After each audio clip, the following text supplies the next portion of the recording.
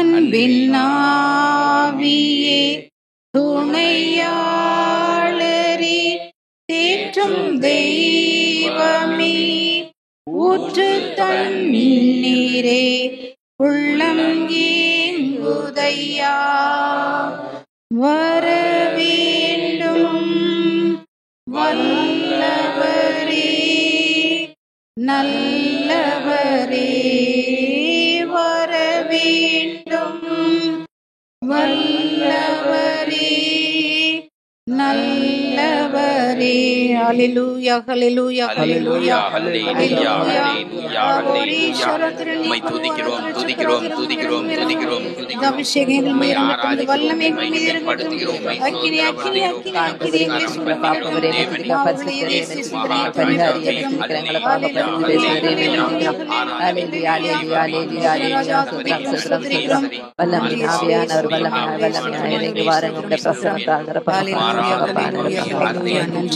அக்கினி எங்களை அன்போடு நேசிக்கிற நல்ல ஆண்டவரே, அருமையான தகப்பனே, ஆட்கொண்டு வழி நடத்தும் பரிசுத்த ஆவியானவரே, மனமகிழ்ச்சியான இந்த நேரத்திற்காக, ஆசீர்வாதமான இந்த நேரத்திற்காக நன்றி செலுத்துகிறோம். இயேசு சுவாமி, உம் பாதம் சூழ்ந்து வந்திருக்கிற இந்த சிறுமந்தையை ஆசீர்வதியும்.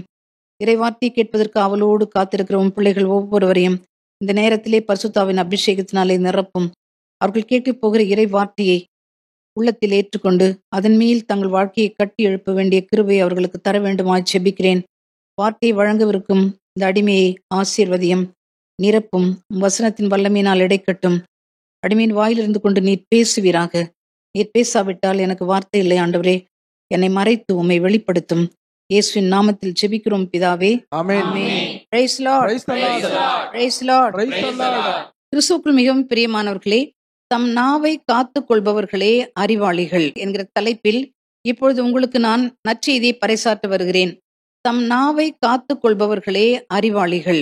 வாசிக்க கேட்போம். நீதிமொழிகள் 17ஆம் அதிகாரம் 27வது வசனம். தம் நாவை காத்துக் கொள்பவரே அறிவாளி, தம் உணர்ச்சிகளை அடக்கிக் கொள்பவரே மெய் அறிவாளர். Price Lord. தம் நாவை காத்துக் கொள்பவரே அறிவாளிகள், தம் உணர்ச்சிகளை அடக்கி ஆள்பவர்களே மெய் அறிவாளர்கள் என்று சொல்லி ஞானியானவர் நீதிமொழிகளிலே கூறுவதை இப்பொழுது வாசிக்க கேட்டோம். அன்பார்ந்தவர்களே, இந்த உலகத்திலே பிறந்த நாம் எல்லோருமே சிறந்த அறிவாளிகளாகவும் மெய்யறிவாளர்களாகவும் இருக்க விரும்புகின்றோம். அதற்கு தான் என்ன செய்ய வேண்டும் என்று இப்பொழுது வாசிக்க நாம் கேட்டோம். சிறந்த அறிவாளிகளாக நீங்கள் இருக்க விரும்பினீர்கள் என்றால் உங்கள் நாவை காத்துக் கொள்ளுங்கள். மெய்யறிவாளர்களாக இருக்க வேண்டும் என்றால் உங்கள் உணர்ச்சிகளை அடக்கி ஆள நீங்கள் கத்துக்கொள்ளுங்கள். இதனால்தான் நம் ஆண்டவர் இயேசு கிறிஸ்து மத்தேயு நற்செய்தி 5ஆம் அதிகாரம் 37வது வசனத்திலே, நீங்கள் பேசும் பொழுது ஆம் என்றால் ஆம், இல்லை என்றால் இல்லை என்று இருக்கட்டும், இதைவிட மிகுதியாக சொல்வது எல்லாமே தீயோனிடமிருந்து வருகிறது என்று சொல்கின்றார். ஆம் பிரியமானவர்களே, உங்கள் வார்த்தைகள் ஆம் என்றால் ஆம், இல்லை என்றால் இல்லை என்று இருக்கட்டும், அதைவிட மிகுதியாக போகவே கூடாது என்று சொல்லி நம் ஆண்டவர் நமக்கு அறிவுறுத்துகின்றார். எனக்கு அன்பார்ந்தவர்களே, நீங்கள் பேசும்பொழுது அளவோடு பேசுங்கள், நிதானித்து பேசுங்கள், யோசித்து பேசுங்கள். பேச வேண்டிய தேவையான வார்த்தைகளை மட்டும் பேசுங்கள். சுருக்கமாக பேசுங்கள். ஞானத்தோடும் அறிவோடும் விவேகத்தோடும் நீங்கள் பேசுங்கள். அப்பொழுது நீங்கள் பேசுகிற வார்த்தைகளை கேட்கிறவர்கள் உங்களை அதிகமாக மதிப்பார்கள். உங்களை அறிவாளிகள் என்று சொல்லி பாராட்டுவார்கள். மெய்யறிவாளர்கள் என்று சொல்லி உங்களை அவர்கள் போற்றுவார்கள். அப்படியாக உங்களுடைய வார்த்தைகளை கணித்து பேசுங்கள், யோசித்து பேசுங்கள், நிதானித்து பேசுங்கள். அறிவோடும் ஞானத்தோடும் விவேகத்தோடும் தேவையானதை மட்டும் சுருக்கமாக பேச கற்றுக்கொள்ளுங்கள். பிரியமானவர்களே, சில சமயங்களிலே சூழ்நிலைகள் மோசமாக போகலாம். நாம் எல்லோரும் மனிதர்கள். பலதரப்பட்ட சூழ்நிலையிலும் பலதரப்பட்ட அனுபவங்களிலும் நாம் சிக்கிக்கொள்கிறோம். சூழ்நிலை மோசமாக போகும் பொழுது கோபம் வருகிறது, உணர்ச்சிகள் பொங்கி பொங்கி வருகின்றன. அந்த நேரத்திலே நீங்கள் உணர்ச்சி வசப்பட்டு சத்தம் போட்டு கத்தி பேசி விடாதீர்கள். வாயில் வந்தபடி இழிவான வார்த்தைகள் எல்லாம் சொல்லி யாரையும் திட்டி விடாதீர்கள். அன்பானவர்களே, அப்படி யாராவது உணர்ச்சி வசப்பட்டு கத்துகிறார்கள், கண்டபடி பேசுகிறார்கள், திட்டுகிறார்கள் என்று சொன்னால் நீங்கள் அங்கே இருக்க நேர்ந்தால் நீங்கள் உங்கள் உணர்ச்சிகளை கட்டுப்படுத்திக் கொள்ளுங்கள். உங்கள் வாயை திறக்கவே திறக்காதீர்கள். குடும்பங்களிலும் மற்ற சமுதாயத்திலும் நாம் பார்க்கிறோம். சண்டை எப்படி வருகிறது? ஒருவர் உணர்ச்சி வசப்பட்டு கத்துகிறார், தேவையில்லாத வார்த்தைகளை சொல்லுகிறார். அடுத்தவர்கள் அதற்கு பதிலடி கொடுக்கிறார்கள். இப்படி ஒருத்தர் சொல்றதை விட இன்னொருத்தங்க 5 மடங்கு அதிகமா, 10 மடங்கு அதிகமா, இப்படி பேசி பேசி பேசி பெரிய சண்டையும் வாக்குவாதமும் ஏற்படுகிறதை நாம் பார்க்கிறோம். நீங்கள் இப்படிப்பட்ட சூழ்நிலை இருக்கும்பொழுது நீங்கள் உணர்ச்சி வசப்பட்டு கத்தாதீர்கள். தேவையில்லாத இழிவான வார்த்தைகளை சொல்லி யாரையும் திட்டாதீர்கள். அப்படி யாராவது செய்கிறார்கள் என்றால் நீங்கள் அங்கிருந்தால் நீங்கள் உங்கள் உணர்ச்சிகளை கட்டுப்படுத்திக் கொள்ளுங்கள். அமைதியாக இருங்கள். மௌனம் காத்துக் கொள்ளுங்கள். அப்பொழுது நீங்கள் மெய்யாகவே அறிவாளிகளாகவும் சிறந்த மெய்யறிவாளர்களாகவும் இருக்கலாம். Praise the Lord. அல்லேலூயா. அல்லேலூயா. நடந்த ஒரு நிகழ்வை உங்களுக்கு சொல்லுகிறேன். ஒருமுறை பெண்களுக்கான ஒரு பெரிய மாநாடு ஆயத்தமாயிருந்தது.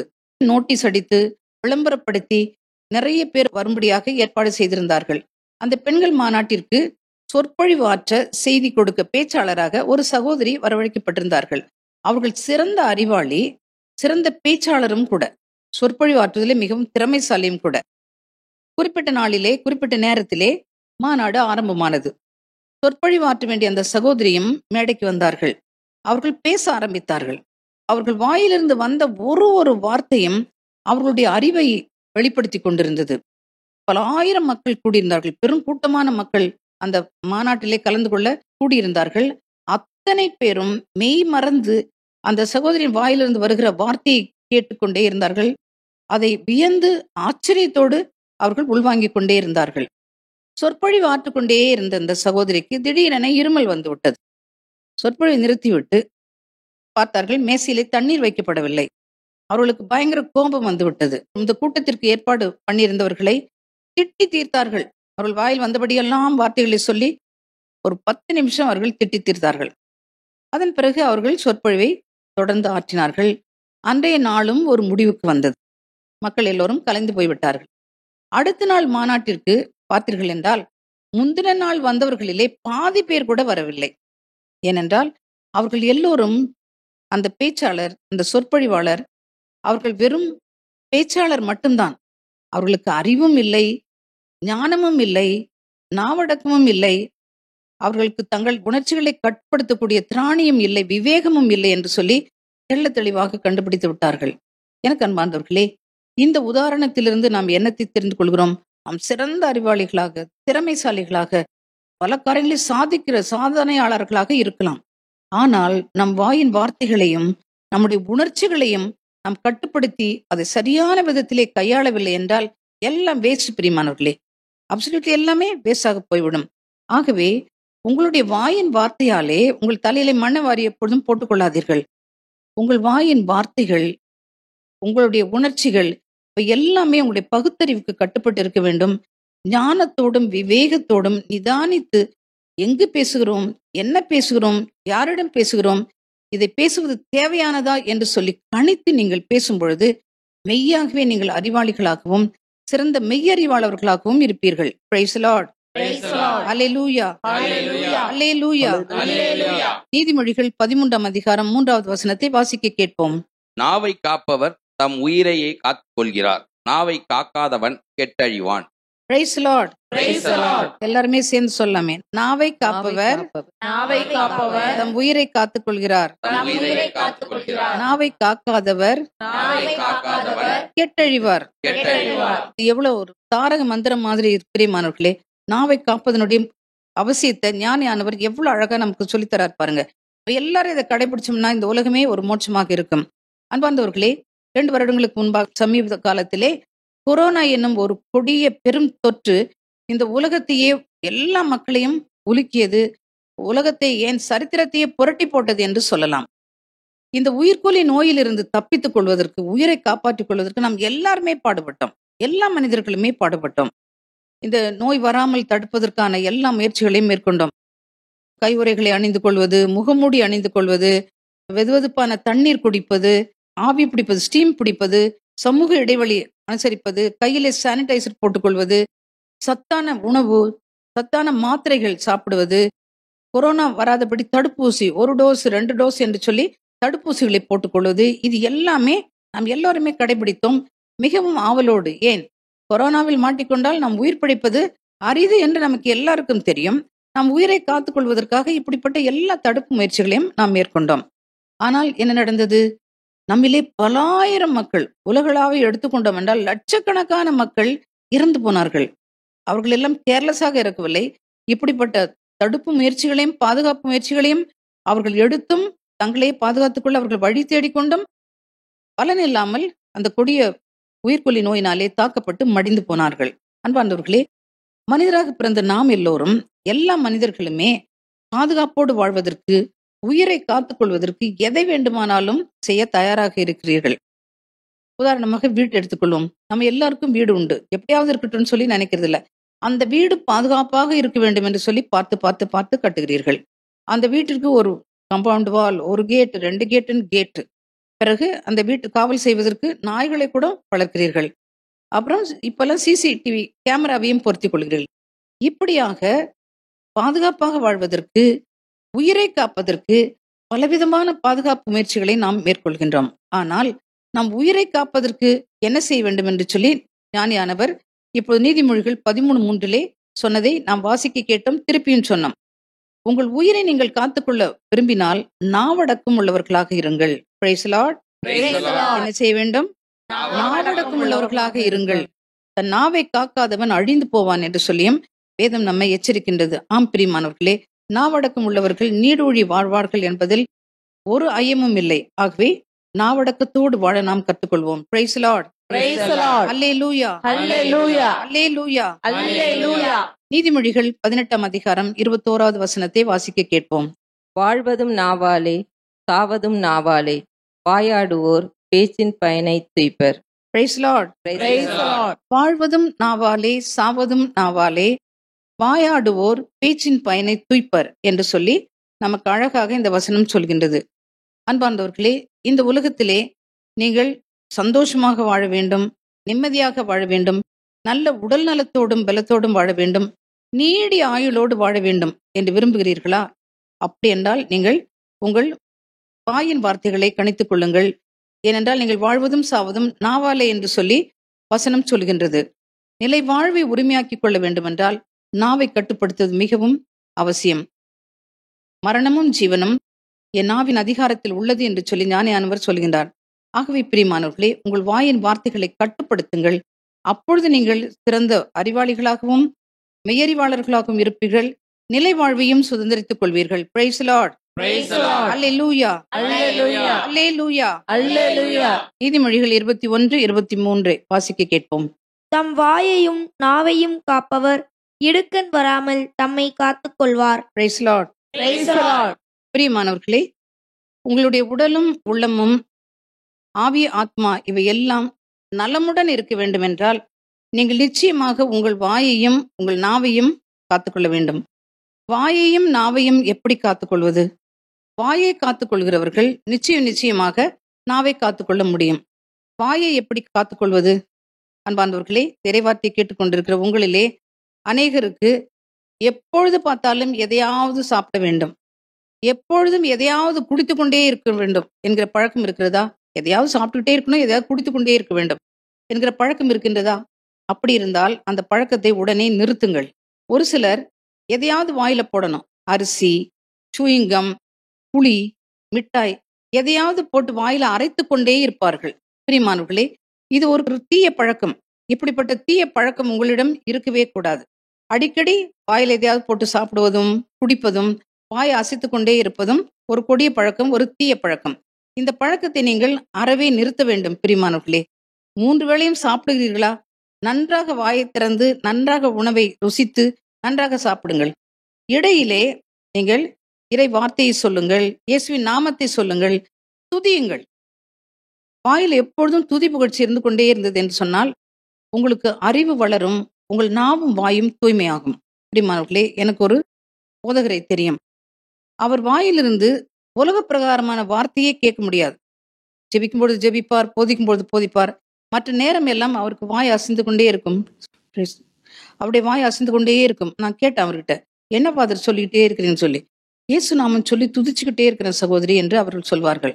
அப்படி இடைவிடாமல் இயேசுவின் நாமத்தையே அவருடைய நாவிலே சொல்லி சொல்லி சொல்லி அவரே ஒரு அக்கினியாக இருந்தார். இப்படி வல்லமை உள்ள ஒரு ஊழியக்காராக இருந்தார். அன்பார்ந்தவர்களே, இப்படி நாம் எல்லோருமே கடைபிடிப்போம் என்றால் நிச்சயமாக நாமும் பரிசுத்தமாகவும் நம்முடைய வாயும் நாவும் தூய்மையாகும், நம்முடைய அறிவும் வளர்ச்சி அடையும். அன்பார்ந்தவர்களே, இந்த தீய பழக்கங்களை எல்லாம் விட்டுவிட்டு நம்முடைய வாய் நமக்கு ஆண்டவர் கொடுத்தது அவரை புகழ. ஆண்டவர் பரிசாக எனக்கு நாவை கொடுத்தார், அதை கொண்டு அவரை நான் புகழ்ந்தேத்துவேன் என்று சொல்கின்றார். சீராக் ஞானியானவர். இந்த நாவை கொடுத்த ஆண்டவரை இடைவிடாமல் துதித்து கொண்டே இருப்போம். ஒன்றுமே சொல்லி துதிக்க தெரியவில்லைட்டாலும் இயேசுவே இயேசுவே Jesus Jesus price Lord thank you Jesus price Lord இப்படி நன்றி இயேசுவே போற்றி இயேசுவே நன்றி இயேசுவே இப்படி சொல்லிக்கொண்டே இருங்க. நிச்சயமாக நீங்க எவ்வளவு வல்லமை உள்ளவர்களாக மாறுகிறீர்கள், எவ்வளவு பரிசுத்தம் உள்ளவர்களாக மாறுகிறீர்கள், எவ்வளவு ஆண்டவருக்கு பிரியமானவர்களாக மாறுகிறீர்கள், உங்கள் அறிவு எவ்வளவு வளரும் என்று சொல்லி நீங்கள் நிச்சயமாக கண்டுகொள்ளலாம். Price lord. அல்லேலூயா. ஒருமுறை நடுத்தர வயதினரான ஒரு தம்பதியர் கணவனும் மனைவியுமாக என்னிடம் ஜெப உதவிக்கு வந்தார்கள். அவர்கள் என்னிடம் வந்து, சிஸ்டர் எங்களுக்கு ஜெபம் வேணும், ஏன்னா நாங்கள் 2 பேரும் பலவிதமான நோயினால் பாதிக்கப்பட்டிருக்கிறோம் என்று சொல்லி என்னிடம் கேட்டார்கள். அப்பொழுது நான் அவர்களிடம், நன்றாக சாப்பிடுகிறீர்களா, நன்றாக தூங்குகிறீர்களா என்று கேட்டேன். அப்பொழுது அவர்கள் 20 தூக்கம்தான் வரமாட்டேன் என்கிறது அப்படி என்று சொன்னார்கள். அப்போ தூக்கம் வராவிட்டால் என்ன செய்கிறீர்கள் என்று நான் அவர்களை கேட்டேன். அப்பொழுது அந்த கணவன் சொன்னார், ஒரு 1/2 லிட்டர் காஃபி போட்டு ஃப்ளாஸ்கில் வச்சுக்கிட்டு குடிச்சிக்கிட்டே டிவி பார்ப்பேன். 12 மணிக்கு மேலே எப்போ தூக்கம் வருதோ அப்போ தூங்குவேன். தூங்குற வரைக்கும் நான் காஃபி குடிச்சிட்டு டிவி பார்த்துக்கிட்டே இருப்பேன் என்று சொன்னார். அந்த சகோதரி சொன்னார்கள், ஒரு டம்ளர் ஒரு 1/4 கிலோ மாதிரி அரிசியை வறுத்து வச்சுக்கிட்டு அந்த அரிசியை வாயில போட்டு தின்னுக்கிட்டே நான் பல புத்தகங்களை படிப்பேன் சிஸ்டர் தூக்கம் வர வரைக்கும் என்று அவர்கள் சொன்னார்கள். பிரியமானவர்களே, இது ஒரு தீய பழக்கம், ஒரு கொடிய பழக்கம் கூட. இந்த தீய பழக்கம் அந்த தம்பதியரை மந்தபுத்தி உள்ளவர்களாக மாற்றியது மட்டுமல்லாமல் பலவிதமான நோய்க்கும் அவர்களை அடிமைப்படுத்தி விட்டது. நான் அப்புறம் அவர்களிடம் சொன்னேன், நீங்கள் இருவரும் காஃபி குடிப்பதையும் அரிசி தின்பதையும் முதலில் நிறுத்துங்கள். இரவு 8 முதல் 9 மணி வரைக்கும் வல்லமையோடு துதியுங்கள். ஜெபத்தில் உட்காருங்க, வல்லமையோடு துதியுங்கள். 9 to 10 மணி வரைக்கும் இறை வார்த்தையை வாசித்து தியானியுங்கள். தூக்கம் வருகிறதோ வரவில்லையோ 10 மணிக்கு கட்டாயம் நீங்கள் படுக்க போயிட வேண்டும் என்று சொன்னேன். ஒரு 10 நாட்கள் இதை நீங்கள் அனுசரியுங்கள். பிறகு நீங்கள் என்னை பாருங்கள் என்று சொல்லி அவர்களை அனுப்பினேன். நானும் அவர்களை அனுப்பிவிட்டு அவர்களுக்காக ஊக்கமாக ஜெபித்தேன். 10 நாட்கள் பொறுத்து அவர்கள் வந்தார்கள். என்ன ஆச்சரியம், அவருடைய முகமே பிரகாசமாக இருந்தது. 2 பேரும் மிகவும் மகிழ்ச்சியாக காணப்பட்டார்கள். அப்பொழுது என்ன நடந்தது என்று கேட்டேன். அப்பொழுது இருவரும் சொன்னார்கள், நாங்கள் 9 மணியிலிருந்து 12 மணி வரைக்கும் தினமும் இரவில் செபிக்கிறோம்.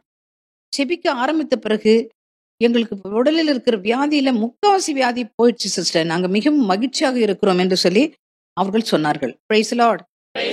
அல்லேலூயா. அல்லேலூயா. பிரியமானவர்களே, உங்களுக்கு இப்படிப்பட்ட கொடிய பழக்கங்கள், எதையாவது தின்பது, எதையாவது குடிப்பது, எப்படிப்பட்ட கொடிய பழக்கங்கள் இருந்தாலும் சரி, கன நித்திரையின் ஆவியோ உண்டி பிரியத்தின் ஆவியோ இருந்தாலும் சரி, இப்படிப்பட்ட பொல்லாத ஆவிகளை இயேசு நாமம் சொல்லி வல்லமையோடு துதித்து ஓட ஓட நீங்கள் துரத்த வேண்டும். நீங்கள் செய்து பாருங்கள். உங்களிடம் எந்த கெட்ட, ஒரு சிலருக்கு தூங்கணும், எங்க உட்கார்ந்தாலும் தூங்குவாங்க, படுக்க போனாங்கன்னா எப்ப எழுந்திருக்கிறாங்க தெரியாது. இன்றைய நாட்கள்ல நம்ம வாலிபர்களை பார்க்கிறோம், அவங்களுடைய ரிதமே மாறி போச்சு. ஐடியில் இருக்கிறான்னு சொல்றாங்க, நைட் ஷிஃப்ட் போறேன்னு சொல்றாங்க, பகல் இரவாவது இரவு பகலாவது 12 மணி நேரம் கூட தூங்குவதை நம்ம பார்க்கிறோம். அது கன நித்திரையின் ஆவி. பிரியமானவர்களே, வேலை நிமித்தம் தூங்குவதை நான் சொல்லவில்லை, பழக்கமாகவே அப்படி தூங்குவதே கன நித்திரையின் ஆவி. இன்னொன்று உண்டி பிரியத்தின் ஆவி. நான் சொன்னது போல எதையாவது சாப்பிடணும். ஒரு சிலருக்கு எதையாவது மட்டும் இல்ல, நல்லதா சாப்பிடணும், சுவையுள்ளதா சாப்பிடணும், இறைச்சி சாப்பிடணும், மீன் சாப்பிடணும்னு சொல்லிட்டு உணவின் மேல அப்படிப்பட்ட ஒரு அலாதி பிரியமும் பேராசையும் உண்டி பிரியம். இப்படிப்பட்ட உண்டி பிரியத்தின் ஆவி, கனநித்திரையின் ஆவி, எப்பொழுதும் எதையாவது சாப்பிடணும்ன்ற அந்த இப்படிப்பட்ட ஆவிகளை நீங்கள் துதியினால் மட்டும்தான், இறைவாத்தின் வல்லமினால் மட்டும்தான் ஓட ஓட துரத்த முடியும். பிரியமானவர்களே, துதியுங்க, வல்லமையோடு இயேசு நாமம் சொல்லி துதிங்க. இயேசுவின் நாமத்தை சொல்லி துதித்தால் எப்படிப்பட்ட தீயாவிகளும் ஓடி போய்விடும். அப்பொழுது நீங்கள் மெய்யாகவே ஆண்டவரை ஆராதிக்க முடியும். வேத வாசிப்பிலும் ஜெபத்திலும் நீங்கள் நிலை கொள்ள முடியும். உங்கள் நாவையும் நீங்கள் கட்டுப்படுத்தி விட முடியும். அப்பொழுது நீங்கள் சிறந்த அறிவாளிகளாக, சிறந்த மெய்யறிவாளர்களாக மாறலாம். Praise the lord. Alleluia. Alleluia. நீதிமொழிகள் 26ஆம் அதிகாரம் 22வது வசனத்தை வாசிக்க கேட்போம். புரணி கேட்பது பலருக்கு அறுசுவை உண்டி உண்பது போலாம், அதை அவர்கள் பேராவலோடு விழுங்குவார்கள். Price Lord. புரணி பேசுவது ஒரு சிலருக்கு அறுசுவை உணவு உண்பது போலாகும், அதை சிலர் பேராவலோடு விழுங்குகிறார்கள். எப்படி ஒரு பயங்கரமான வசனம் பாருங்க. புரணி பேசுவதும் புரணி கேட்பதும் ஒரு சிலருக்கு அது அலாதி பிரியம், அது பிரியாணி சாப்பிடுறது போல, அது ஆவலோடு அவர்கள் விழுங்குகிறார்கள் என்று சொல்லி வேதம் சொல்லுகிறது. பிரியமானவர்களே, உங்களுக்கு புரணி பேசுகிற பழக்கமும் பொய் பேசுகிற பழக்கமும் இருக்கிறது என்றால் நிச்சயமாக உங்களை பேய் பிடித்திருக்கிறது என்பதை திட்டமும் தெளிவுமாக அறிந்து கொள்ளுங்கள். நீங்கள் பேசுகிற புரணியில் 1000 பொய்கள் மறைந்திருக்கும் பிரியமானவர்களே. பொய் பேசும் வாய் ஆன்மாவை கொல்லும் என்றும் நீதிமொழியிலே நாம் வாசிக்கின்றோம். புரணி பேச்சு பொய் பேசுவதற்கு வழியாகும். அந்த பொய் பேசுவது உங்கள் ஆத்மாவே கொன்றுவிடும் என்று சொல்லி ஞானியானவர் நம்மை எச்சரிக்கின்றார். உங்கள் நாவிலே புரணியும் பொய்யும் முறுமுறுப்பும் இருக்கவே கூடாது பிரியமானவர்களே. இந்த பழக்கம் உங்களுக்கு இருக்கிறது என்றால் நிச்சயமாக நீங்கள் எரிநரகத்தில் தள்ளப்படுவீர்கள் என்பதை திட்டமும் தெளிவுமாக அறிந்து கொள்ளுங்கள். அன்பார்ந்தவர்களே, நம் வாய் எவ்வளவோ முக்கியமானது. ஆண்டவர் கொடுத்த உறுப்புகளிலே மிகவும் சிறந்தது. அது நமக்கு தெரிந்திருக்க வேண்டும். அதை கொண்டு ஆண்டவரை போற்ற வேண்டும். நான் சொன்னேன், ஆண்டவராகிய கடவுள் மோசேயை இஸ்ராயேல் மக்களை எகிப்தின் அடிமைத்தனத்திலிருந்து வெளியே கொண்டு வருவதற்கு அவரை பார்வோனிடம் அனுப்புகிறார். நீ வா, நான் உன்னை பார்வோனிடம் அனுப்புகிறேன், என் மக்களை எகிப்தின் அடிமைத்தனத்திலிருந்து விடுதலை செய்து வெளியே கொண்டு வர வேண்டும் என்று சொல்கின்றார். அப்பொழுது மோசே சொல்கிறார், நான் திக்குவாயன், எனக்கு சரியாக பேச தெரியாது ஆண்டவரே என்று சொல்லி ஆண்டவரிடம் மறுப்பு கூறுகின்றார். அதற்கு ஆண்டவர் மோசேயை பார்த்து, நீ போ, நான் உன் வாயிலிருந்து கொண்டு பேசுவேன் என்கின்றார். Praise Lord, praise Lord. மோசேயின் வாயிலிருந்து கொண்டு பேசுவேன் என்று சொல்லி சொன்ன ஆண்டவர் நம்ம ஒவ்வொருவரும் கூட பார்த்து அதை சொல்வார். இந்த வார்த்தையை கேட்டுக்கொண்டிருக்க எத்தனை பேர் நீங்க சொல்ல முடியும், ஆண்டவர் என் வாயிலிருந்து கொண்டு பேசுவார் என்று? உங்களையே நீங்கள் சோதித்து பாருங்கள். என் வாயிலிருந்து கொண்டு ஆண்டவர் பேசுவார், வாயிலிருந்து கொண்டு ஆண்டவர் பேசுகிறார் என்று சொல்லி நீங்கள் ஒவ்வொருவரும் உணர வேண்டும். அப்படி ஆண்டவர் நம் வாயிலிருந்து கொண்டு பேச வேண்டும் என்று சொன்னால் அங்கு பொய், புரணி, வஞ்சக வார்த்தை, பழிச்சொல் இது எதுவுமே இருக்கக்கூடாது பிரியமானவர்களே. இன்று நிறைய பேர் நாங்கள் ஜெபிக்கிறோம் சொல்லி பெருமை எடுத்துக் கொள்கிறார்கள். இன்னும் சிலர் நிறைய ஜெபிக்கிறோம், நீண்ட நாள் ஜெபிக்கிறோம், கேட்கறது ஒண்ணுமே கிடைக்கலையே, எங்கள் ஜெபம் கேட்கப்படலையே, நாங்கள் ஜெபிக்கிறது கிடைக்கலையே என்று சொல்வதை நாம் கேட்கிறோம். ஜெபம் கேட்கப்படாததற்கு காரணம் என்ன தெரியுமா பிரியமானவர்களே? வாயும் உதடும் நாவும் பரிசுத்தம் இல்லாமல் இருப்பது. பாவம் நிறைந்த உதடுகளோடு செய்யும் ஜெபம் மேலே ஏறவே ஏறாது. பாவம் நிறைந்த இதயத்தோடும் பாவம் நிறைந்த உதடுகளோடும் நாம் செய்கிற ஜெபம் நிச்சயமாக விண்ணக அரியணையை போய் சேரவே முடியாது பிரியமானவர்களே. உங்களுக்கு இந்த கொடிய பழக்கம் இருக்கிறது என்றால் இறைவார்த்தை கேட்டுக்கொண்டிருக்கும் பொழுது இப்பொழுதே மனம் மாறுங்கள், பாவத்தை அறிக்கையிடுங்கள், ஆண்டவரிடம் மன்னிப்பு வேண்டி பாவ மன்னிப்பு நிச்சயத்தை பெற்றுக்கொள்ளுங்கள். அப்பொழுது ஆண்டவர் உங்கள் வாயின் வார்த்தைகளும் உங்களுடைய இதய சிந்தனையும் அவர் சமூகத்திலே மிகவும் உகந்ததாக ஏற்றுக்கொள்வார். Price Lord. என் வாயின் சொற்களெல்லாம் ஏற்றனவாய் இருப்பதாக, என் வாயின் சொற்களெல்லாம் ஏற்றனவாய் இருப்பதாக, என் இதய எண்ணமெல்லாம் உகந்தனவாய் இருப்பதாக, உமக்கு உகந்தனவாய் இருப்பதாக. Praise Lord. வாசிக்க கேட்போம். நீதிமொழிகள் 10ஆம் அதிகாரம் 11வது வசனம். நல்லாரின் சொற்கள் வாழ்வெளிக்கும் ஊற்றாகும், பொல்லாரின் பேச்சிலோ கொடுமை மறைந்திருக்கும். Praise Lord. பிரியமானவர்களே, நல்லாரின் பேச்சு ஆசீர்வாதமானது. எப்பொழுதும் நாம் நல்லவர்களாக இருந்தால் நம் வாயின் வார்த்தைகளும் நல்லதாக இருக்கும், நாம் கெட்டவர்களாக இருந்தால் கெட்டதாக இருக்கும். நம் ஆண்டவர் அழகாக சொல்கின்றார், நல்ல மரம் நல்ல கனி கொடுக்கும், கெட்ட மரம் கெட்ட கனி கொடுக்கும். நல்ல மரம் கெட்ட கனி கொடுக்க முடியாது, கெட்ட மரம் நல்ல கனி கொடுக்க முடியாது என்று சொல்லி நம் ஆண்டவரும் சொல்கின்றார். அதைத்தான் நீதிமொழியின் ஆசிரியர் ஞானியானவர் நமக்கு விளக்குகின்றார். அன்பார்ந்தவர்களே, உங்கள் வாயிலிருந்து எப்பொழுது நல்லதே வரட்டும். நீங்க வேணா அதை டெஸ்ட் பண்ணி பாருங்க. பாசிட்டிவா பேசுங்க, நல்லதா பேசுங்க, ஆசீர்வாதமா தான் பேசுங்க. எல்லா நன்மையும் ஆசீர்வாதமும் உங்களுக்கே திருப்பப்படும். ஆண்டவர் நீங்க பேசுற அந்த பேச்சினுடைய பயனை உங்களுக்கே திருப்பி அனுப்புவார். ஆனால் ஒருபொழுதும் தீயதை நம்ம பேசக்கூடாது. கெட்ட வார்த்தை எதுவும் உங்கள் வாயிலிருந்து வரவே கூடாது பிரியமானவர்களே. கேட்போர் பயனடையும்படி தேவைக்கு ஏற்ப அருள் வளர்ச்சி தரக்கூடிய நல்ல வார்த்தைகளையே பேசுங்கள். எபேசியர் 4:29 பவுல் தெளிவாக கூறுகின்றார், கெட்ட வார்த்தை ஒருபோதும் உங்க வாயிலிருந்து வரக்கூடாது. தேவைக்கு ஏற்றவாறு அருள் வளர்ச்சி கொடுக்கக்கூடிய, மற்றவர்களை வழிநடத்தக்கூடிய, மற்றவர்களை கட்டி எழுப்பக்கூடிய பயனுள்ள வார்த்தைகளை மட்டும் நீங்கள் பேசுங்கள் என்று சொல்கின்றார். உங்கள் வாயிலிருந்து வரும் வார்த்தைகள் பிறருக்கு வாழ்வளிக்கும் ஊற்றாக மாற வேண்டும். உங்கள் வாயிலிருந்து வரும் வார்த்தைகள் பிறருக்கு வாழ்வளிக்கும் உணவாக மாற வேண்டும். பிரியமானவர்களே, சோர்வுற்று எல்லாவற்றையும் இழந்து வாழ்க்கையிலே விரக்தி அடைந்து கிடக்கிறவர்களுக்கு உங்கள் வாயின் வார்த்தைகள் அவர்களை புத்துணர்ச்சி பெற்றவர்களாக, உற்சாகப்படுத்துகிறவர்களாக, ஆறுதல் படுத்துவதாக மாற வேண்டும். சோர்வுற்று இருப்பவர்களுக்கு உற்சாகப்படுத்துகிற வார்த்தையாக இருக்க வேண்டும். வழி தவறி நடக்கிறவர்களுக்கு வழிகாட்டும் வார்த்தையாக இருக்க வேண்டும். பாவத்திலே சிக்கிக்கொண்டு பாதை தெரியாமல் தடுமாறுகிறவர்களுக்கு பாவம் மன்னிப்பின் வார்த்தையாக இருக்க வேண்டும். நோயில் அகப்பட்டு நோய்ப்பிணையிலே உழன்று கொண்டு இருக்கிறவர்களுக்கு குணமளிக்கும் மருந்தாக உங்களுடைய வாயின் வார்த்தை இருக்க வேண்டும். ஒரே வார்த்தையில் சொல்ல வேண்டும் என்றால், உங்கள் வாயிலிருந்து வருகிற வார்த்தை பிறரை வாழ வைக்க வேண்டும், பிறருக்கு உணவாக மாற வேண்டும், அவர்களின் நிலை வாழ்வுக்கு வழிநடத்தி கொண்டு போக வேண்டும். ஆம் பிரியமானவர்களே, எவ்வளவு ஒரு அருமையான பணி என்று பாருங்கள்.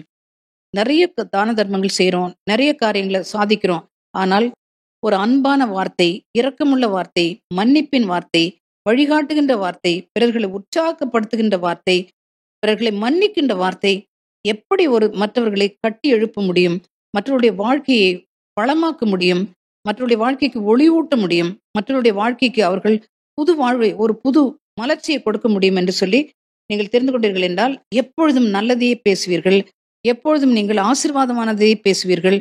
உங்களையும் ஆசீர்வாதத்தின் பிள்ளைகளாக மற்றவர்கள் கருதுவார்கள். Price lord. அல்லேலூயா. அல்லேலூயா. பிரியமானவர்களே, லூக்கா நற்செய்தி 15ஆம் அதிகாரத்திலே ஊதாரி மைந்தனின் ஓமையை நாம் வாசிக்கின்றோம். இந்த ஓமை நமக்கு எல்லோருக்கும் தெரியும். தந்தையை விட்டு சொத்தில் தனக்கு சேர வேண்டிய பாகத்தையும் எடுத்துக்கொண்டு தூர நாட்டிற்கு பிரயாணமாகி போன அந்த ஊதாரி மைந்தன் எல்லாவற்றையும், அவனுடைய பணம், கையில் இருந்த சொத்து எல்லாவற்றையும் தாறுமாறான வழியிலும் பாவ வழியிலும் செலவழித்தான். கையிலே ஒன்றுமில்லாத நிலைமைக்கு தள்ளப்பட்டான். பசியின் கொடுமை சாகிற நிலைமைக்கு அவன் ஆகிவிட்டான். உயிரை காப்பாற்றிக் கொள்வதற்காக போய் ஒரு பன்றி மேய்க்கிற ஒரு வேலையிலே அமர்ந்து அந்த பன்றி கூட்டிலே பன்றிகளோடு அவன் தன் வயிற்றை நிரப்புவதற்கு போராட வேண்டிய ஒரு கேவலமான நிலைமைக்கு தள்ளப்பட்டான். ஒரு செல்வந்தனின் மகன். அங்கே ஒரு நாள் அவன் புத்தி தெளிந்தவனாக, நான் எழுந்து என் தந்தையிடம் போவேன் என்று சொல்லிக் கொண்டான். தந்தையினுடைய அன்பான வார்த்தைக்காகவும் மன்னிக்கின்ற வார்த்தைக்காகவும் அவனுடைய உள்ளம் ஏங்கியது. எழுந்தான், புறப்பட்டு சென்றான், தந்தை வீட்டிற்கு வந்து சேர்ந்தான். பிறகு என்ன நடந்தது என்று சொல்லி இப்பொழுது நாம் வாசிக்க கேட்போம். லூக்கா நற்செய்தி 15ஆம் அதிகாரம் 21 முதல் 24 வசனங்கள். மகனோ அவரிடம், அப்பா, கடவுளுக்கும் உமக்கும் எதிராக நான் பாவம் செய்தேன். இனிமேல் நான் உம்முடைய மகன் எனப்பட தகுதியற்றவன் என்றார். தந்தை தம் பணியாளரை நோக்கி, முதல் தரமான ஆடையை கொண்டு வந்து இவனுக்கு உடுத்துங்கள், இவனுடைய கைக்கு மோதிரமும் காலுக்கு மிதியடியும் அணிவீங்கள், கொழுத்த கன்றை கொண்டு வந்து அடியுங்கள், நாம் மகிழ்ந்து விருந்து கொண்டாடுவோம். ஏனெனில் என் மகன் இவன் இறந்து போயிருந்தான், மீண்டும் உயிர் பெற்று வந்துள்ளான், காணாமற் போயிருந்தான், மீண்டும் கிடைத்துள்ளான் என்றார். அவர்கள் மகிழ்ந்து விருந்து கொண்டாட தொடங்கினார்கள். Praise the Lord. இந்த பகுதியிலே எப்படி அந்த ஊதாரி மைந்தன் தந்தையினுடைய அன்பான வார்த்தைக்காகவும் மன்னிக்கின்ற வார்த்தைக்காகவும் ஏங்கி வீட்டிற்கு வந்தான் என்று சொல்லி நாம் வாசிக்கின்றோம். அந்த தந்தை அவனை எப்படி முழுமையாக மன்னித்தார் என்று சொல்லியும் பார்க்கின்றோம்.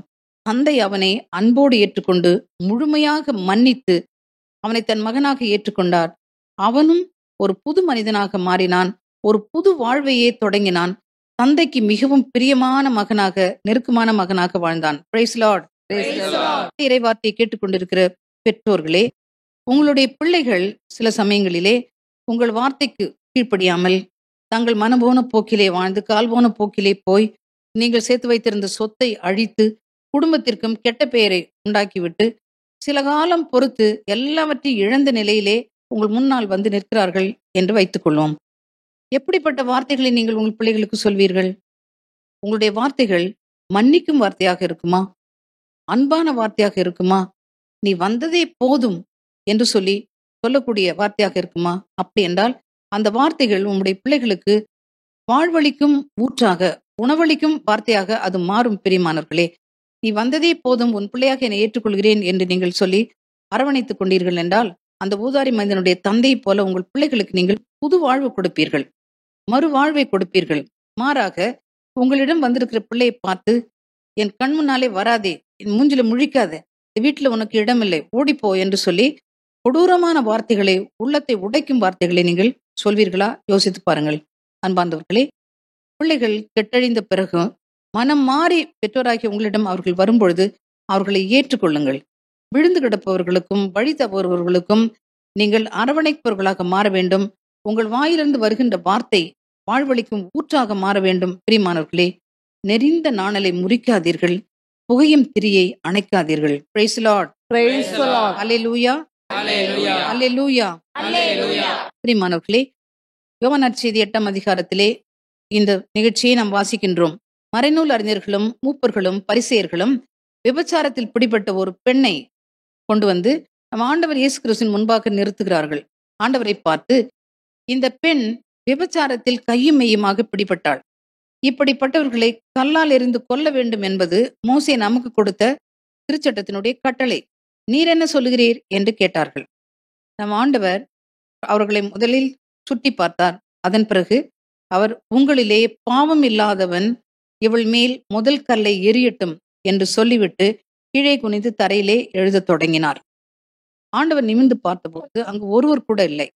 ஆண்டவர் சொன்ன இந்த வார்த்தையினால், உங்களில் பாவம் இல்லாதவன் இவள் மேல் முதல் கல் எறியட்டும் என்று சொன்ன அந்த வார்த்தை அவர்களுடைய இதயத்தை குத்தியது. அவர்கள் உள்ளம் குத்தப்பட்டவர்களாக, ஆண்டவர் நம்முடைய பாவத்தை எல்லாவற்றையும் முழுமையாக வெளிப்படுத்தும் முன் இங்கிருந்தே போய்விடலாம் என்று சொல்லி நினைத்தார்களோ என்னவோ, ஒருவராக அந்த இடத்தை விட்டு எல்லாரும் போய்விட்டார்கள். பிரியமானவர்களே, எது எப்படி இருந்தாலும் இந்த மறைநூல் அறிஞர்களுக்கு ஆண்டவர் கொடுத்த அந்த வார்த்தை வாழ்வளிக்கும் உணவு. அவர்களை சிந்திக்க வைத்தது, அவருடைய பாவத்தை சுட்டி காட்டியது, அவர்களும் மன்னிப்பு பெற வேண்டிய இடத்தில் இருக்கிறார்கள் என்று சொல்லி உணர்த்தியது. இது அவர்களுக்கு வாழ்வளிக்கும் ஊற்றாக மாறியது. பிரியமானவர்களே, இப்பொழுது பயத்தினால் உறைந்து போய் அஞ்சி நடுங்கி கொண்டு நின்ற அந்த விபச்சாரத்தில் பிடிபட்ட அந்த பெண்ணையும் ஆண்டவர் பார்க்கின்றார். அவளை பார்த்து, எங்கே, ஒருவரும் உனக்கு தீர்ப்பிடவில்லையா என்று கேட்கின்றார். அந்த பெண் நடுக்கத்தோடு, இல்லை ஆண்டவரே என்று சொல்கின்றாள்.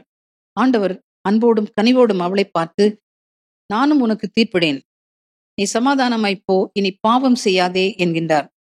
அந்த பெண் அந்த வார்த்தையினால், அந்த உயிரளிக்கும் வாழ்வளிக்கும் மன்னிக்கும் ஆண்டவர் இயேசு கிறிஸ்துவினுடைய அன்பான வார்த்தைகளால் அவள் முற்றிலுமாக மாறினாள், புது வாழ்வை பெற்றாள், பரிசுத்தமான ஒரு ஜீவியம் ஜீவித்தாள். Praise the Lord. Praise the Lord. Hallelujah.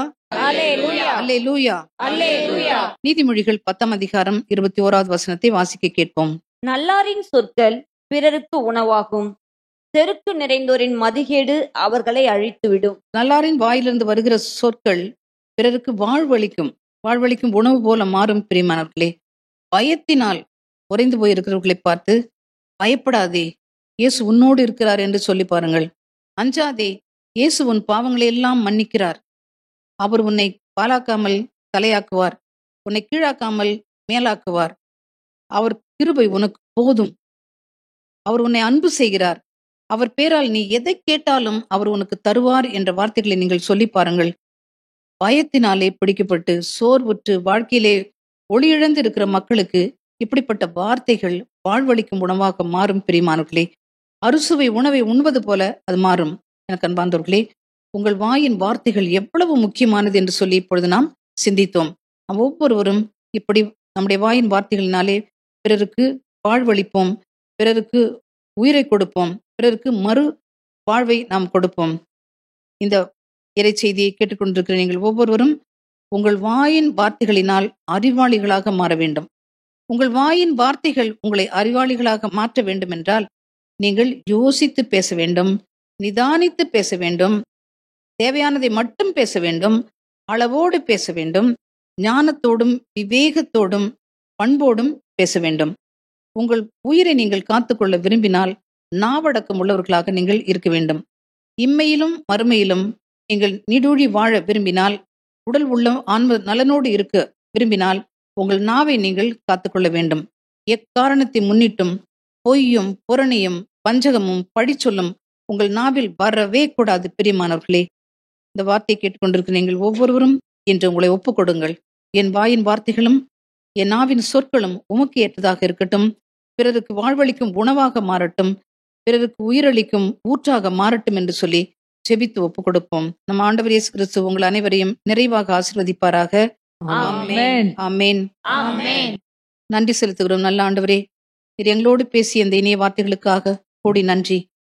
எங்கள் நாவை நீர் பரிசுத்தப்படுத்தும். தூயாவியனுடைய அபிஷேகத்தினாலே நிரப்பும். எங்களுடைய வாயின் வார்த்தைகள் பிறருக்கு ஆசீர்வாதமாக, உயிரளிக்கும் உணவாக, வழிகாட்டும் வார்த்தைகளாக மாறட்டும் கர்த்தாவே. எக்காரணத்தை முன்னிட்டும் நாங்கள் எங்கள் வாயினால் பிறருக்கு தீங்கு செய்து விடாதபடி, உம்மை நாங்கள் வருத்தப்படுத்தி விடாதபடி எங்கள் நாவை கட்டி காத்துக் கொள்ள வேண்டுமா ஜெபிக்கிறோம். எப்பொழுதும் உமது நாமம் எங்கள் நாவிலே தவழட்டும். இடைவிடாமல் இறை புகழ்ச்சி எங்கள் வாயை நிரப்பட்டும். எங்கள் இதயத்தின் சிந்தனைகளும் வாயின் வார்த்தைகளும் உமது சமூகத்தில் ஏற்றதாக இருக்கும்படி எங்களை முழுவதும் உமது திருக்கரத்திலே தாழ்த்தி ஒப்புக் கொடுக்கிறோம். ஆசீர்வதியம் பலப்படுத்தி காத்துக்கொள்ளும். இயேசுவின் நாமத்தில் ஜெபிக்கிறோம் பிதாவே. ஆமென். ஆமென். ஆமென். வார்த்தையின் வல்லமையால் உயிர்ப்பிக்கப்படுகின்றேன். உம் வார்த்தையின் வல்லமையால் உயிர்ப்பிக்கப்படுகின்றேன். பாதையில் நடப்பதினால் ஞானம் பெறுகின்றேன். உம் பாதையில் நடப்பதினால் ஞானம் பெறுகின்றேன். ஏசையா இரட்சகரே, இரத்தத்தால் கழுவினீரே. ஏசையா இரட்சகரே, இரத்தத்தால் கழுவினீரே. என் கண்மலையும் மீட்பருமான கர்த்தாவே, என் எண்ணங்கள் என் சொற்கள் உகந்ததாகட்டும். வாயின் சொற்களினால் எச்சரிக்கப்படுகின்றேன். உம் வாயின் சொற்களினால் எச்சரிக்கப்படுகின்றேன். கை கொண்டு வாழ்வதினால் மிகுந்த பலனுண்டு. கை கொண்டு வாழ்வதினால் மிகுந்த பலனுண்டு. ஏசையா இரட்சகரே, இரத்தத்தால் கழுவினீரே. ஏசையா இரட்சகரே, இரத்தத்தால் கழுவினீரே. என் கண்மலையும் மீட்பருமான கர்த்தாவே, என் எண்ணங்கள் என் சொற்கள் உகந்ததாகட்டும். ஹல்லேலூயா, ஹல்லேலூயா, ஹல்லேலூயா, ஹல்லேலூயா, ஹல்லேலூயா, ஹல்லேலூயா. துதிக்கிறோம், துதிக்கிறோம், துதிக்கிறோம், துதிக்கிறோம், துதிக்கிறோம், துதிக்கிறோம், துதிக்கிறோம், ஸ்தோத்திரிக்கிறோம். ஆராதனை செய்யுமே, துதிக்கிறோம், மகிமைக்கு பாத்திரரே, ஸ்தோத்திரம். மங்காத பிரவாசம் செய்வதேமே துதிக்கிறோம். பரலமுருகனே, சக்கராத்ரி, கவர கரத்ரி, சக்கராத்ரி சுனம். ஹல்லேலூயா, ஹல்லேலூயா, ஹல்லேலூயா, ஹல்லேலூயா, ஹல்லேலூயா, ஹல்லேலூயா, ஹல்லேலூயா, ஹல்லேலூயா.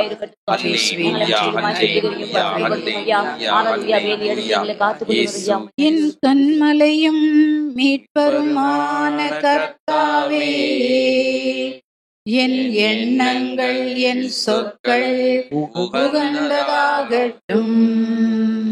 Praise Lord. Hallelujah. Hallelujah. Hallelujah.